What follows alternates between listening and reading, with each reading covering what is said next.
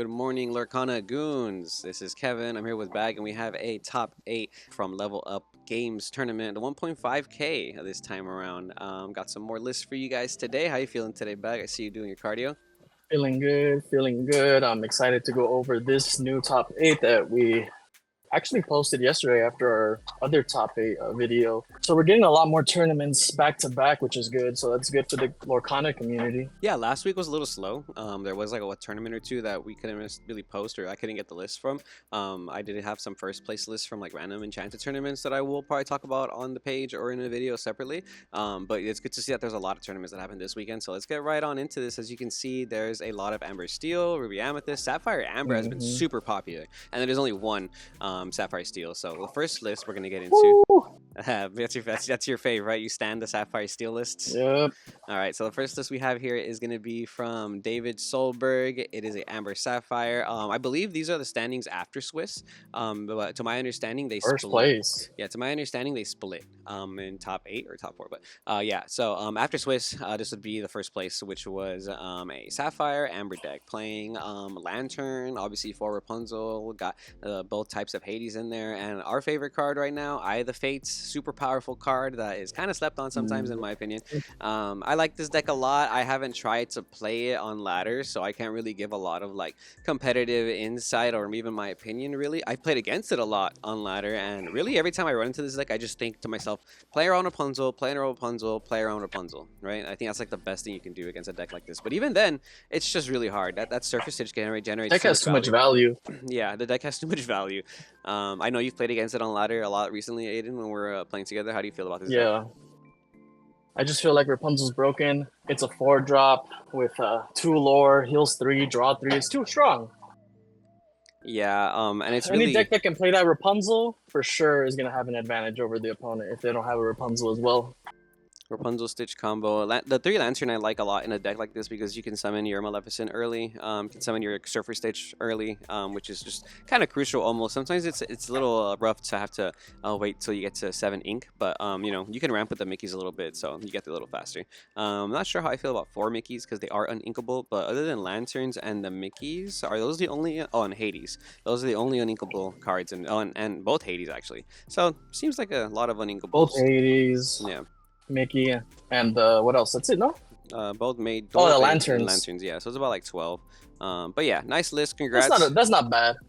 Yeah, not bad at all. A nice list. Congrats, David Solberg, on your first place for After Swiss, I believe, or top 8 in the Level Up Games 1.5K tournament. So I know these people got paid out cash money, so that's cool. Go get yourself a steak dinner. So second place, we got Jody Burney, Ruby Amethyst, not playing any brooms, so no broom goon activity here. But you got all 4 items. We got 4 Ursula. You know, we're starting to see Ursula be extremely like dominant in the meta right now. I think it's really powerful myself, and we're also maxed out on the Goofy and Pongo, which I like, especially in Ruby Amethyst. I feel like you have to max out on them.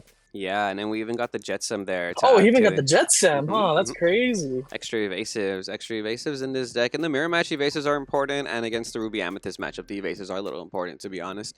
Only 3 Dragonfire. I've seen that before, usually with the brooms though, but I guess maybe you just don't need 4 Dragonfire, right? I think he's not trying to go into time like the other decks. I don't think. That makes a lot of sense. Yeah, you definitely don't want to go into time. You definitely want to close the game out, even a game 1 in the mirror match. If you can close that game 1 out, and you know the time, because how long those games take. Sometimes all you need is that game 1. But we'll go on to the next list because we have seen a lot of Ruby Amethyst, so we don't want to take too much time on this. We got another Amber Sapphire here, which is interesting because, like you said, it is more popular, and we are seeing it more in the meta than we were with the Amber Steel and the Ruby Amethyst, actually. So I think we're actually shifting into this Amber Sapphire meta. It's a good deck. I think Eye of the Fates is broken, like you said earlier. It just gives you too much lore, like early on. It makes your 1 lore characters that people don't really care about become a problem. Yeah, and it's even later on too because like Hades, Surfer Stitch, and Maleficent all have really big Yeah. willpower.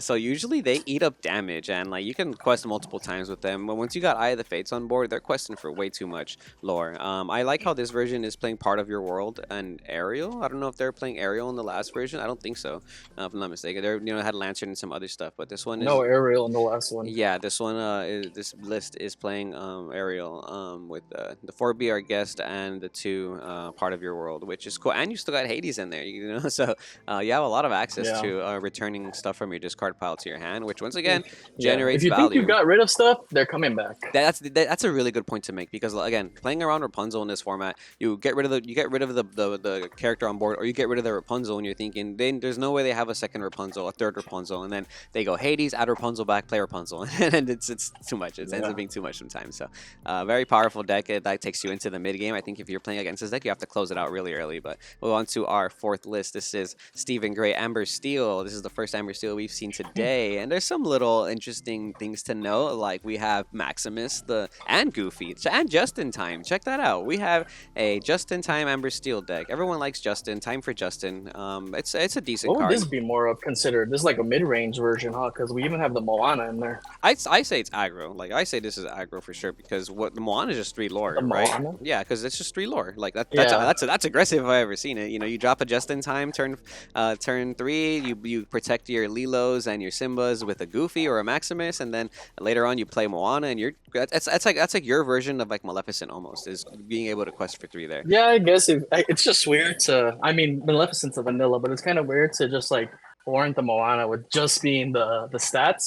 That's a little hard for me, but I do sometimes that. those stats are crazy. So I don't know about you. When I use Moana and Amber Steel decks, I'm never using it for the Princess Ready effect. You're using it mainly because it has a 6 willpower. It's going to survive a lot of damage. You're going to heal it off Rapunzel, and you're going to quest for 3, probably more than once. And in an aggro style deck, sometimes you just need to drop Cusco, Mad Hat. You know, you just need to have those 3 lore people coming down, like boom, boom, boom. And maybe only 2 Moana it was necessary in a deck like this, because as you've seen, this deck is extremely powerful when you have that wheel engine going on with Rockstar or Whole New World. But that extra Rapunzel and the extra lore you get from stuff like Moana really takes you a long way, clearly. Personally, I'm not a fan of cards like Just in Time because I feel like it's a -1. You know, you play 2 cards in your hand to play one card in your hand to play 1 character.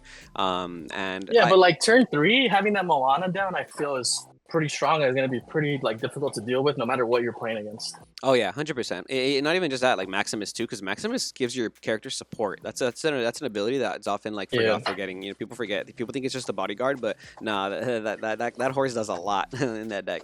So the fact that it has 2 different effects is crazy. Yeah, that's really cool though. That's really cool that we were able to see just in time type deck make it in the top cut of this tournament. So congrats to you, Stephen Gray, for this interesting Amber Steel list. You know, obviously playing Rapunzel because Rapunzel's best card in the game right now, right? Another Ruby Amethyst deck. This is Cameron Lance, Ruby Amethyst. Nothing too crazy here. Notice no brooms, so no broom goon activity so far in this tournament. But you are playing the wardrobe. I think I've seen this one other time. The wardrobe. Yeah, I think I've seen this like twice maybe in other lists that we've covered. I've actually seen the wardrobe on ladder. Like it must be pretty.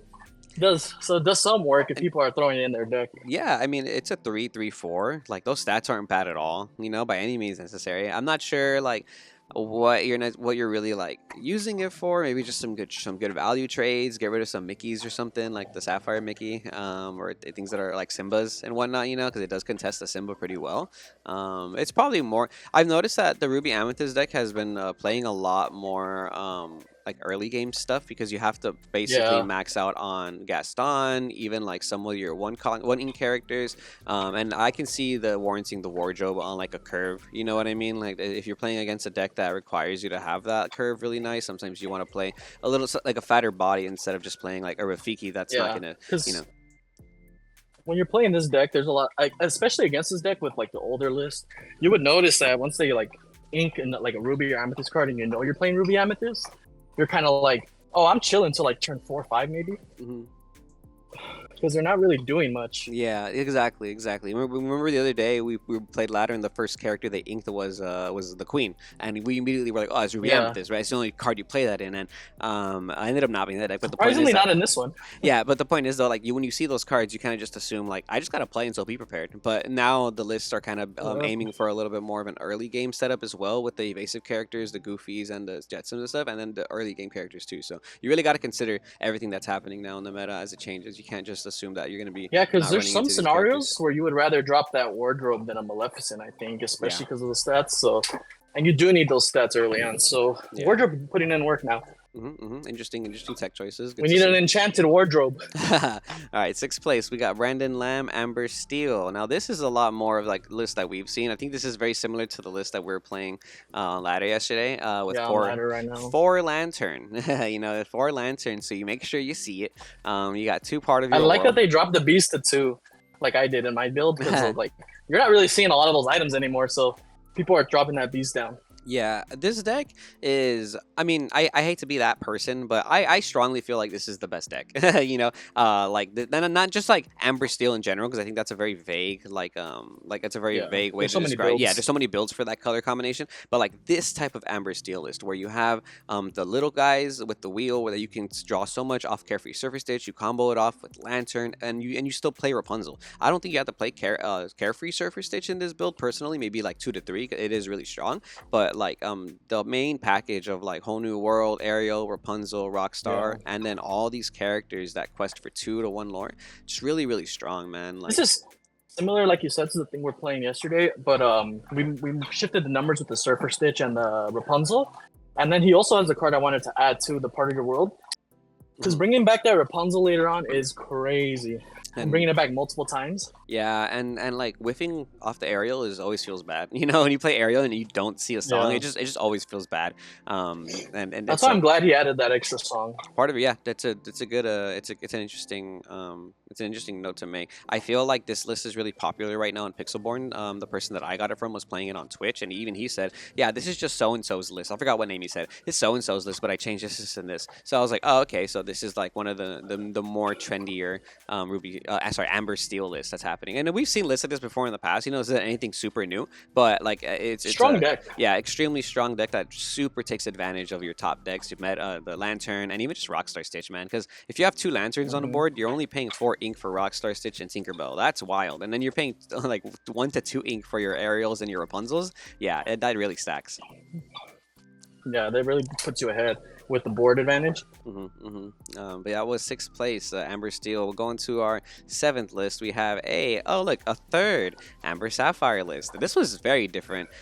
We have the Maximus here. Obviously, you have to play Rapunzel. We got the Princess package with with double Jasmine, and then we have 1 jump ahead for a little bit. I feel of like we extra played ramp. this yesterday against this. Oh yeah, a lot of these Jasmines. a lot of these decks are definitely super popular in the meta right now. Yeah, I remember the 1 jump ahead yesterday too. This is like almost exactly the cards I dealt with yesterday, which is interesting because it's pretty popular and it's getting around like the Lorcana community. Yeah. Oh, yeah. I like it, especially because now that we have like a concrete meta, there's only like a month left before Chapter 2 comes out, right? But it's still really cool to see like a concrete meta because now I'm taking note of like cards that are probably gonna be popular still during Chapter 2. You know what I mean? Like obviously Rapunzel's not gonna Rapunzel's not gonna go out of style. I don't think Carefree Surfer Stitch or like Legendary Hades is gonna go out of style. Even like even the Hades Lord of the Underworld is not gonna be bad next set.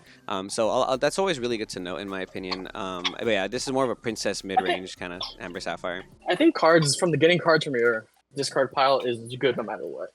Yeah, it's an ability that is really utilized in a deck like this. Where, like I said last time, you think you're done playing your own Rapunzel, and they get a Rapunzel back. There is no part of your world in this list, so the only way to get your cards back is with Hades.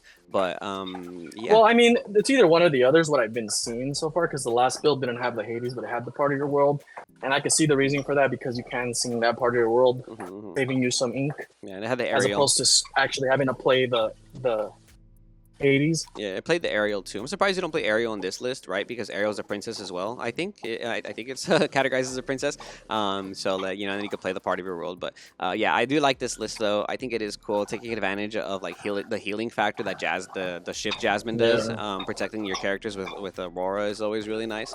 And you probably finish the game off with, like I said, Surfer Stitch and Hades, maybe even a Robin Hood. But there's no Eye of the Fates. There's no Eye of the Fates in Yeah, this I was gonna list. say, I wish there was Eye of the Fates in here. Yeah, I like Eye of the Fates in decks like this, but one jump ahead for the mana ramp is basically what replaced that right there. I think. Yeah. But yeah, we'll go on to our last list. This is the 8th place after Swiss. Matthew Manzanilli, Sapphire Steel. So go ahead. Shout out back. to this man for keeping Sapphire Steel in the top 8 once again. Very different build from what I'm playing. I think we've switched away from running the Talas. We obviously have put Eye of the Fates in. But yeah, just pretty standard if you're just playing regular blue ramp. We still got the Talas. We don't got any Mickeys, which is interesting. Opted for just the Fishbone Tala for ramp. And of course the Bell. We always forget about the Bell. Pretty standard Sapphire Steel list, I think. Basically ramping for Bell. Bell's your win condition here. And yeah, it's a pretty standard list. I think it's solid. I would add the Mickeys in there instead of Tala personally, just because I like how Mickey's been working for me. But you can go either way, I think. Okay, yeah.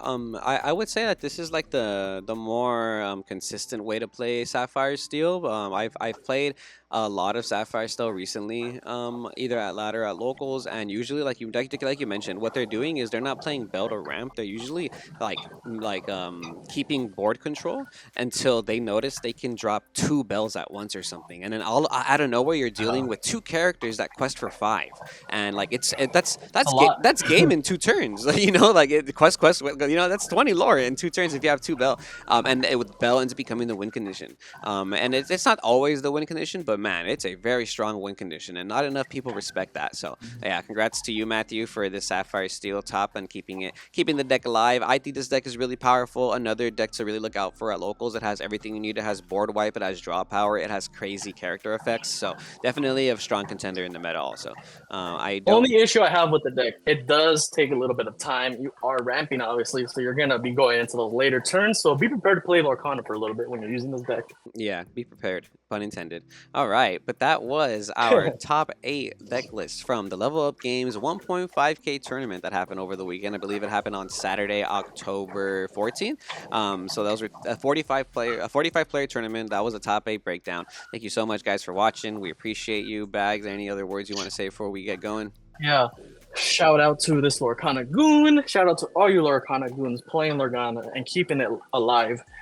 Just want to say follow us on Facebook, Instagram, Twitter, YouTube, and join our Discord where we're always chatting in there. That's actually where we're recording right now. And yeah, let me know in the comments what deck you goons want me to play on the next gameplay. We got 2 top 8s that we have just posted, so you have many options. All right. Thank you so much for watching. Remember to like, comment, subscribe if you like Lorcana content, and we will see you goons next time.